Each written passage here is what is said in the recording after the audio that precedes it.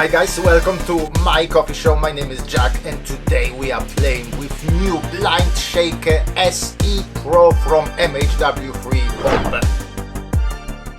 This should be a big one, guys. I know there is a huge community of blind shakers, and this new product from MHW-3BOMBER, apparently it changes everything. First of all, big thank you to them for sending us this product. I will put the links in the description. You will also find my special discount code there. If you use it, you can get the products a bit cheaper, and I may earn some small commissions, so it's a great way to support the channel. What I'm planning to do today, I will introduce you to this new blind shaker, and I will also compare this new one with what I've been using before. This is regular blind shaker from MHW-3BOMBER. By the end, with all the information from this video, you should be able to make your own decision. Is this a blind shaker right for you? All you need to do is just click like, sit tight and enjoy. So this new SE blind shaker Pro, it comes in the box like so, and inside that box you will find a stand. It looks great. I like the colors. I like the combination of black and red. Always look good. You get your favorite MHW-3BOMBER logo on top. Make heart warm. That's what MHW stands for. You get a manual, you get a brush, and then there is a shaker itself. I think it looks awesome. Nicely made, mostly of aluminium. It comes with that lid on top. You open the lid, you see the chamber where you will put your coffee. Theoretically, you could load it with lots of coffee, but they don't recommend to use more than 24 grams, and I do agree with that. In the middle of that chamber, you have a cone-shaped thing that will go up when you rest the blind shaker on your portafilter. This blind shaker, it works only with 58mm portafilters, and it has to be 58mm portafilter that it's shaped like so. It comes in two different colors. I have a black one here and you have a silver available as well. I normally go for black, but this time I think that silver, it looks even better. So the look, the feel, everything seems very solid, and I also have lots of fun when reading through the website. So they talk here about a revolutionary dosing mechanism that redefines the tradition. I mean, up until 2 years ago, nobody was really using blind shakers. It was Lance who kind of reintroduced blind shakers to the public. But okay, tradition.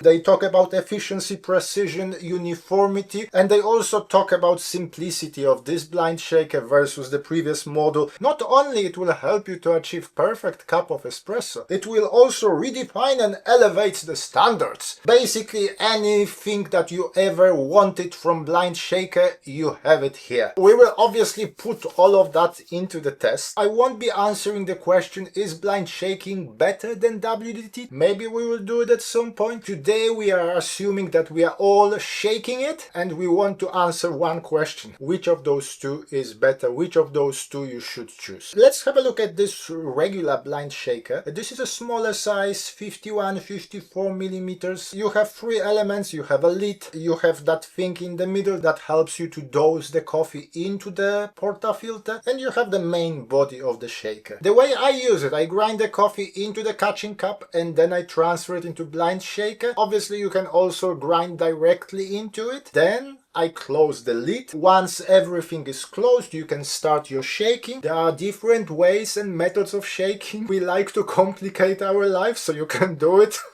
like so, you can do it like so, you can do it like so. For today's test, I was kind of using combination of shaking. I tried to use the same shaking method between those two shakers. Once you're done, I recommend to tap it on top of the countertop. There's always some static. You may play with RDT. I'm not doing it today. And then you may want to take your tamping station. You will need some sort of cola on top of your portafilter. After I'm done, I may shake the portafilter. I may tap the portafilter. You may want to use WDT just to even up everything on top. Then you tamp and you're ready to pull a shot. Simple. If it's so simple, if it's so easy, and if it works, why would you change it? Why would you invest into this new blind shaker? First of all, we coffee hobbyists, we love our coffee gadgets and we want to play with new stuff. Every year we want to have something new to experiment with. The starting process with this blind shaker would be identical, but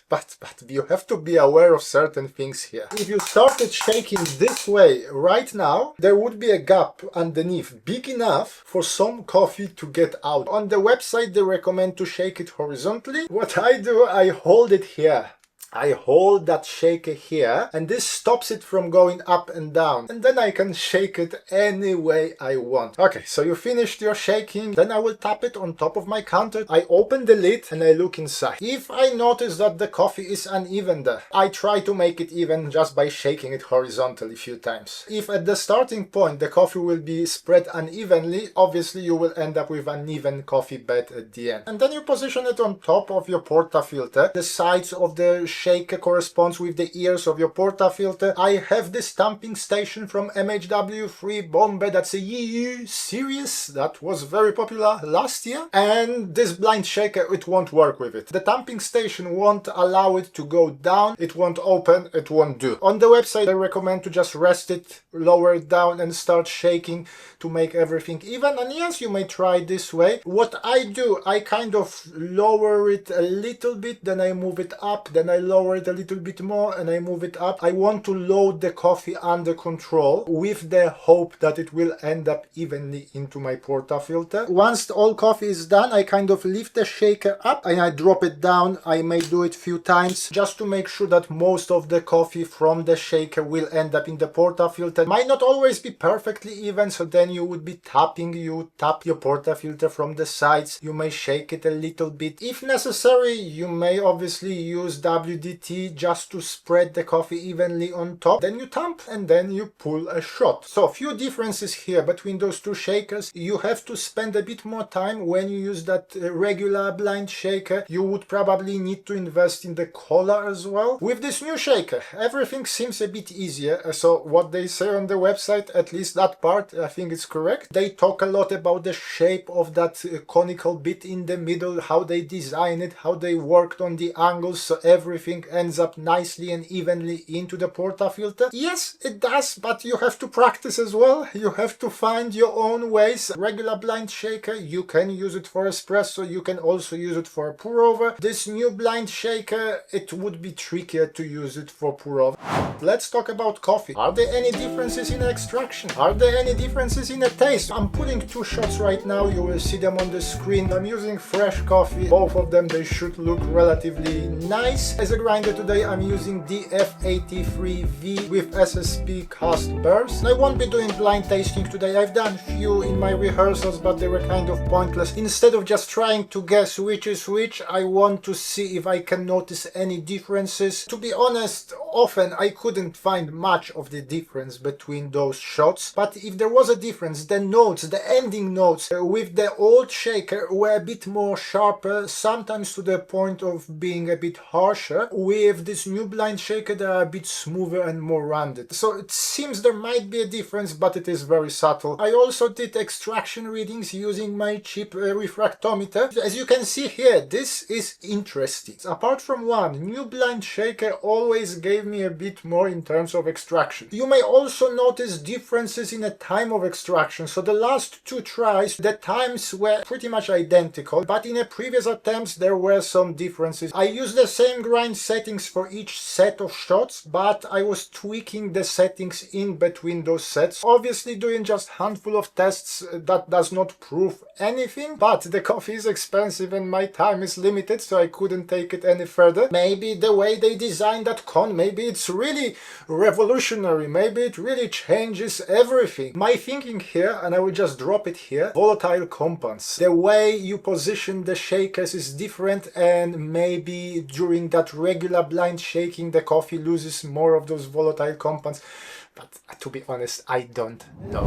Looks like this particular model is no longer available. They have a new one, Flow Light blind shaker, and it costs $70. And this new SE Pro blind shaker, it costs $90. So if I was choosing right now, I would go for that new one because it seems a bit better, and $20 difference is not that much. Obviously, if you are happy with your old blind shaker, you may stick with it. But I know that lots of you who are using blind shakers are also also obsessed with new coffee gadgets, and you probably would be interested with this new design as well. If you are still here, definitely click like, consider subscribing to the channel, plenty more things coming. Don't forget to leave the comments as well, it helps me a lot. Next time we're going to review this, so that's the new WDT tool from MHW-3BOMBER. But for today, thank you very much for watching. My name is Jack, this is my coffee show, and hopefully I will see you soon. Thank you, bye!